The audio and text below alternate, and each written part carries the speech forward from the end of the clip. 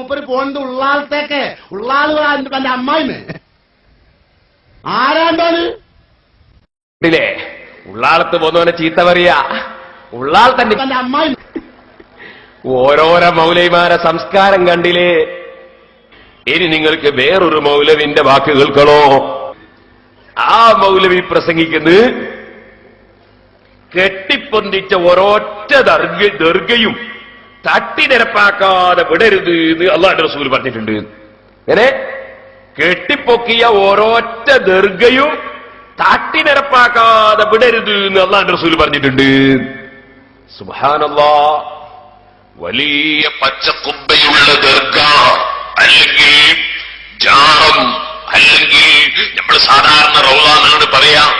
അഷ്റഫുൽ ഖൽഖ് സല്ലല്ലാഹു അലൈഹി വസല്ലം തങ്ങളുടെ വലിയ കെട്ടിപ്പൊക്കിയ ദർഗ അല്ലെങ്കിൽ ജാറം എല്ലാവർക്കും അറിയാം. മദീനയിൽ അതൊക്കെ തട്ടിനരപ്പാക്കാതെ വിടരുത് എന്ന് അല്ലാഹുവിന്റെ റസൂൽ പറഞ്ഞിട്ടുണ്ടെന്ന് റസൂലുള്ളാഹിന്റെ പേരിൽ പച്ചക്കള്ളം വേറൊരു മൗലവി പറയുന്നത് കേട്ടോളൂ. കെട്ടിപ്പൊന്തിച്ച ഒരൊറ്റ ദർഗയും തച്ച് നിരത്താതെ വിട്ടേക്കരുത് എന്ന് പഠിപ്പിച്ച നബിയുടെ ഉമ്മത്താണ് നമ്മൾ. അറിയോ? റോഡ് ബ്ലോക്കായിട്ട് ഒരുപാട് ആളുകൾ ബുദ്ധിമുട്ട് അറിയിക്കുന്നുണ്ട്. അതുകൊണ്ട് ഒരു ചെറിയൊരു സഹായവും കൂടിയാണ്. നിങ്ങൾ നടന്നു വന്ന് നിങ്ങൾക്ക് സൗകര്യത്തിൽ അവിടെ നിന്ന് കേൾക്കുകയും ചെയ്യാം. നമുക്ക് അവിടെ ബുദ്ധിമുട്ടും ഉണ്ടാവില്ല. എല്ലാവരും ഒന്ന് സഹകരിച്ചു കൊടുക്കണം. കുറച്ചാളുകൾ ഇങ്ങോട്ട് നീങ്ങിയാൽ അങ്ങോട്ട് നീങ്ങിയാൽ സൗകര്യമാണ്. നമ്മളെ മുജാഹിദീങ്ങൾ നേരത്തെ പരിപാടി നടത്തിയിരുന്ന സ്ഥലത്ത് അവർ പറഞ്ഞ ആള് കൂടിയതുകൊണ്ട് ഞങ്ങൾ വേറെ സ്ഥലത്തേക്ക് നീങ്ങിന.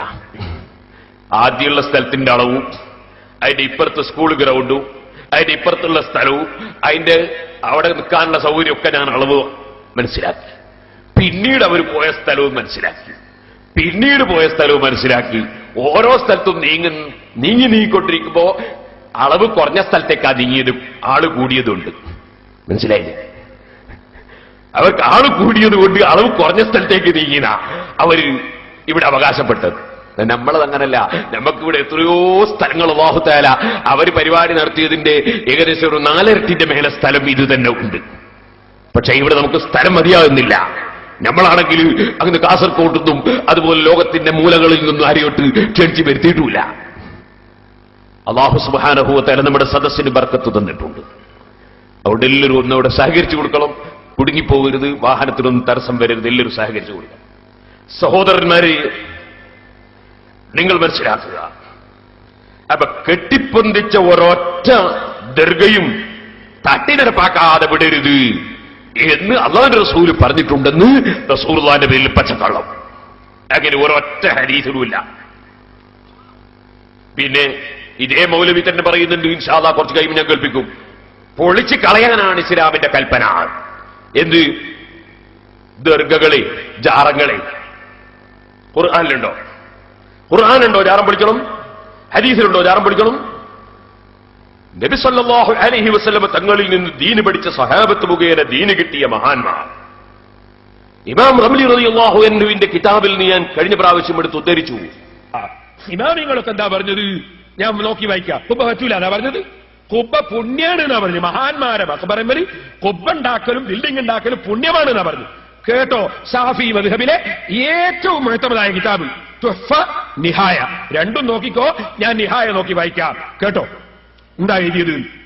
വസിയ്യത്ത് ചെയ്താൽ ആ വസിയ്യത്ത് പാലിക്കൽ നിർബന്ധമാണ്. എന്നാൽ തെറ്റായ കാര്യത്തിന് വസിയ്യത്ത് ചെയ്താൽ പാലിക്കേണ്ടതില്ല. പുണ്യകരമായ കാര്യത്തിന് വസിയ്യത്ത് ചെയ്താലോ എന്നാൽ അത് പാലിക്കണം. അതിനെ സംബന്ധിച്ച് വിശദീകരിച്ചുകൊണ്ട് പറയാൻ വശമില അദമുൽ മഅസിയത്തി അൽ ഖുർബത.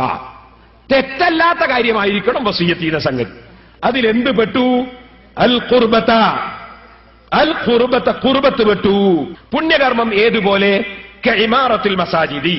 പള്ളി ഇമാറത്ത് ചെയ്യും പോലെ. പള്ളി ഇമാറത്തിൽ പള്ളി ഉണ്ടാക്കലും അത് പരിപാലിക്കലൊക്കെ പുണ്യകർമ്മമാണ് എന്ന് പിന്നീട് വിശദീകരിച്ചിട്ട് പറയാൻ. അതുപോലെ വഖുബൂരിൽ അംബിയാഇ. അംബിയാക്കളുടെ ഖബറുകൾ അവിടെ നിർമ്മാണ പ്രവർത്തനം നടത്തലും പരിപാലിക്കലും പുണ്യകർമ്മമാണ്. നിർമ്മാണ പ്രവർത്തനവും എവിടുന്ന ഉസ്താദെ അർത്ഥം കിട്ടിയതിന് ശേഷം ഇൻഷാ അല്ലാഹ് അത് ഞാൻ കേൾപ്പിച്ചു തരും. ഈ കിതാബിനെ നോക്കി വായിച്ച് ഞാൻ കേൾപ്പിച്ചു തരും. വൽ ഉലമായി ആലിമീങ്ങളെ ഖബറും വസ്സാലിഹീന സജ്ജനങ്ങളുടെ ഖബറും അത് ഇമാറത്ത് ചെയ്യൽ പരിപാലിക്കൽ പുണ്യകർമ്മമാണ്. ലിമാ ഫീ ദാലിക അങ്ങനെ ചെയ്യുന്നതിൽ ഉള്ളതിന് വേണ്ടി എന്താ ഉള്ളത്? മിൻ ഇഹ്യാഇ സിയാറത്തി വതബറുകി ബിഹാ ആ മഹാന്മാരുടെ ഖബർ സജീവമാക്കലും മഹാന്മാരുടെ ഖബർ കൊണ്ട് ബറക്കത്തെടുക്കലും ഇങ്ങനെ മഹാന്മാരുടെ ഖബർ പരിപാലിക്കുന്നത് കൊണ്ട് ഉണ്ടാകും. അതിനാൽ പരിപാലിക്കൽ പുണ്യകർമ്മമാണ്. എന്താണ് ഈ ഇമാറത്ത് പരിപാലനം എന്ന് പറഞ്ഞാൽ വലഅല്ലൽ മുറാദ ബിഹി പരിപാലനം എന്ന് പറഞ്ഞതിന്റെ ഉദ്ദേശം كما قاله صاحب الذخائر وأشعر به كلام الإحياء في أوائل كتاب الحج وكلامه في الوسيط في زكاة النقد يشير إليه മഹാനായ ഇമാം ഗസാലി റളിയല്ലാഹു അൻഹു ദഖായിറിന്റെ മുസന്നിഫും ഇഹിയയിലും വസീത്തിലും ഒക്കെ പറഞ്ഞ വാചകങ്ങൾ ചൂണ്ടുന്നതും അറിയിക്കുന്നതും പോലെ എന്താണ് മഹാന്മാരുടെ ഖബർ ഇമാറത്തിയെ പരിപാലിക്കുക എന്ന് പറഞ്ഞാൽ അൻതുബിന അലാ ഖുബൂരിഹിമുൽ ഖിബാബ് അവരുടെ മഖ്ബറകളുടെ മേൽ ഖുബ്ബകൾ പണിയലാണ്. വൽ ഖനാതിർ കെട്ടിടങ്ങൾ പണിയലാണ്. എന്ത് കെട്ടിടം? സിയാറത്ത് ചെയ്യാനുള്ള ആളുകൾക്ക് സൗകര്യത്തിൽ. അങ്ങനെ മഹാന്മാരുടെ മഖ്ബറകളിൽ ഖുബ്ബ പണിയലും കെട്ടിടം പണിയലും അത് പുണ്യകർമ്മമാണ്. പുണ്യകർമ്മമാണ്. ശാഫിഈ മദ്ഹബിലെ ഇമാം നവവി റളിയല്ലാഹു അൻഹുവിന്റെ മിൻഹാജിന്റെ ശറഹ് ബഹുമാനപ്പെട്ട ഇമാം ജമാലുദ്ദീൻ റംലി റളിയല്ലാഹു അൻഹു വ്യക്തമായി രേഖപ്പെടുത്തുകയാണ്. എന്നിട്ട് പറഞ്ഞു കമാ യുഫ്അലു ഫിൽ മശാഹിദി മഹാന്മാരുടെ മഖ്ബറകളിൽ നടന്നു വരുന്നത് പോലെ ചെയ്യപ്പെടുന്നത് പോലെ. എപ്പോ ഇദാ കാന ദഫ്നു ഫീ മവാദിഅ മംലൂകത്തിൻ ലഹും ആ മഹാന്മാരുടെ ഉടമസ്ഥതയിലുള്ള ഭൂമിയിലാണ് മറവ് ചെയ്യപ്പെടുന്നതെങ്കിൽ ഔ ലിമൻ ദഫനഹും ഫീഹാ അല്ലെങ്കിൽ അവിടെ മറവ് ചെയ്യുന്ന ആളുകളുടെ ഭൂമിയിൽ ഉടമസ്ഥാവകാശത്തിലുള്ള ഭൂമിയിലാണ് മറവ് ചെയ്യുന്നതെങ്കിൽ ലാ ബിനാഉൽ ഖുബൂരി നഫ്സിഹാ ലിന്നഹി അൻഹു നേരെ മറിച്ച് ഖബറിന്റെ തടി അത് കെട്ടുക എന്നത് അല്ല. അപ്പൊ മഹാന്മാരുടെ ഖബറിന്റെ മേലെ ഖുബ്ബ പണിയലും കെട്ടിടം പണിയലും പുണ്യകർമ്മമാണ് എന്നാ ഇമാം ഗസാലി റളിയല്ലാഹു പറഞ്ഞത്. അതാണ് ഇമാം റംലി പറഞ്ഞത്. അതാണ് ഇമാം ഇബ്നു ഹജർ തങ്ങൾ പറഞ്ഞത്. അങ്ങനെ എല്ലാ ഇമാമിങ്ങളും പറയുന്നു ഖുബ്ബ പണിയൽ ജാറം പണിയൽ അത് പുണ്യകർമ്മമാണ്. മഹാന്മാരായ ആളുകളുടെ മഖ്ബറുകളുടെ മേൽ ഖുബ്ബ പണിയുന്നതും ബിൽഡിംഗ് പണിയുന്നതും പുണ്യകർമ്മമാണ് എന്ന് ഇമാമിങ്ങൾ എഴുതിയേക്കുന്നു. അപ്പൊ ഇമാമിങ്ങൾ കാണാത്തൊരു ഹദീസ് ഇവർക്ക് കിട്ടിയോ? അങ്ങനെ ഒരു ഹദീസ് ഉണ്ടെങ്കിൽ അതല്ലേ നമുക്ക് കാണേണ്ടത്?